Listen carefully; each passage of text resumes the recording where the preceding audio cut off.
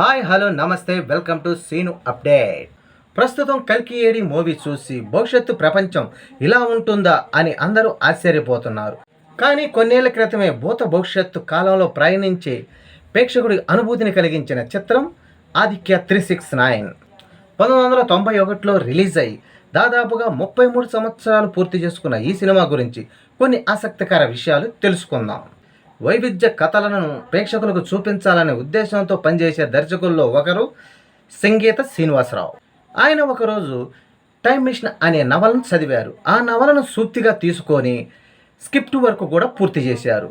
ఆ సినిమాని తెలుగు ప్రేక్షకులకి అనుగుణంగా నేపథ్యంలో తీయాలని అనుకున్నారు. ఈ మూవీలో కథానాయకుడి భూత భవిష్యత్తులో ఎదురయ్యే సమస్యలు ఏంటి, ఆయన ఎలా అధిగమించాడు అనేది ప్రేక్షకులకి సైంటిఫిక్గా చూపించాలని అనుకున్నాడు సంగీత శ్రీనివాసరావు. పాతకాలంలోకి వెళ్ళాలంటే శ్రీకృష్ణదేవరాయల దగ్గరికి వెళ్ళాలని కథలో ముందుగానే రాసుకున్నాడు.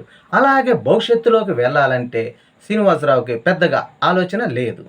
దీంతో మరింత సమాచారం కోసం మద్రాసులోని అమెరికన్ ల్యాబొరేటరీకి వెళ్ళారు.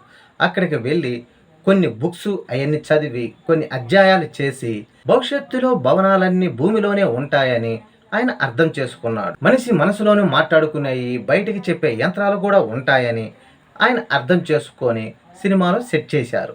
ఇలాగ అనేక సన్నివేశాలు అనుకొని కథగా సిద్ధం చేశారు.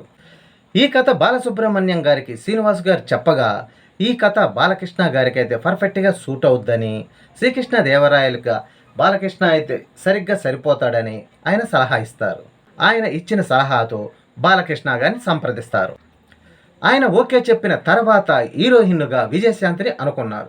కానీ విజయశాంతికి డేట్స్ కుదరకపోవడంతో ఆమె నో చెప్పింది. ఇక హీరోయిన్గా మోహినిని సెలెక్ట్ చేశారు. సినిమాలో టైం మిషన్ తయారు చేసే మనిషి భిన్నంగా ఉండాలి కాబట్టి బాలీవుడ్ నటుడు టీను ఆనంద్ గారిని ఈ క్యారెక్టర్గా తీసుకున్నారు. తరుణ్ రాశిని చిల్డ్రన్స్గా తీసుకున్నారు. రాయలవారి కాలానికి వెళ్ళిన తర్వాత అక్కడ తొలుత అనుకున్న కథ వేరట. అయితే రాయలవారి ఆస్థానంలో అష్ట దిగ్గజాలు ఉన్న సంగతి అందరికీ తెలిసిందే. రాజకీయ విభేదాలు ఉన్నాయని అవి చూపించాలని అనుకున్నారట. అయితే అవి వివాదాస్పదం అవుతాయని, చరిత్రను వక్రించినట్టుగా అవుద్దని వాటి జోలికి వెళ్ళలేదట. అయితే కొన్ని సరదాగా సాగిపోయే సన్నివేశాలను తీశారట. మేక తోక తోక మేక అనే సన్నివేశాలను సరదాగా తీసి నవ్వులు పూయించారట. ఈ సినిమా కోసం బాలకృష్ణ చాలా కష్టపడ్డాడట. కృష్ణ కుమార్ గాను శ్రీకృష్ణదేవరాయల పాత్రలో 2 పాత్రలు భిన్నంగా చేసి అదరగొట్టాడట. శ్రీకృష్ణదేవరాయల వేషం కోసం ఉదయం 8 గంటల నుండి మరుసటి రోజు తెల్లారిందాక కూడా వేషంలోనే ఉన్నారట. ఆ కిరీటం బరువు మొయ్యలేక చాలా ఇబ్బంది పడ్డారట. శ్రీకృష్ణదేవరాయల సన్నివేశాలు అన్నపూర్ణ స్టూడియోలోను,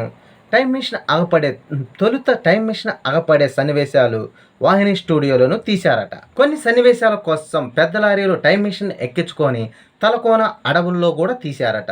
ఆ తర్వాత భవిష్యత్తులోకి వెళ్ళిన సన్నివేశాల కోసం బీజేపీ గోల్డెన్ బీచ్లో సన్నివేశాలు చిత్రీకరించారు. ఇక ఈ సినిమా పూర్తయ్యే టైంకి 110 రోజులు టైం పట్టిందని, ఈ సినిమా టైటిల్ పెట్టాలంటే కాలయంత్రం యుగపురుషుడు అనే టైటిల్ని సూచించారంట. కానీ అవేవి దర్శకుడికి నచ్చలేదట. చివరికి కాలంతో పనిచేసే సూర్యుడు మరో పేరు ఆదిత్యుడు. అలాగే టైం మిషన్ పేరు పెట్టాలి కాబట్టి 369 అని పెట్టారట. అందుకు ఆదిత్య 369 అని ఆ సినిమాకి పేరు వచ్చింది. మొత్తం మీద ఈ సినిమా బడ్జెట్ 1.60 కోట్ల దాకా అయ్యిందట. ఆ తర్వాత ఈ సినిమా 1991 జూలై 18న విడుదలైంది. విడుదలై చిన్న పెద్ద అందరూ కలిసి ఈ సినిమాని ఆదరించారు. నరసింహం నందమూరి బాలకృష్ణ కెరియర్లోనే ఒక మైలురాయిలాగా ఈ మూవీ నిలిచింది.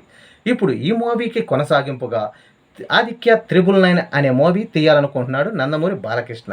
మరి ఆ మూవీ ఏ కథతో వచ్చుద్దో, ఎలాంటి సంచలనాలు సృష్టించుద్దో చూడాలి. ఈ వీడియో నచ్చితే లైక్ చేయండి, షేర్ చేయండి, ప్లీజ్ సబ్స్క్రైబ్ చేయండి.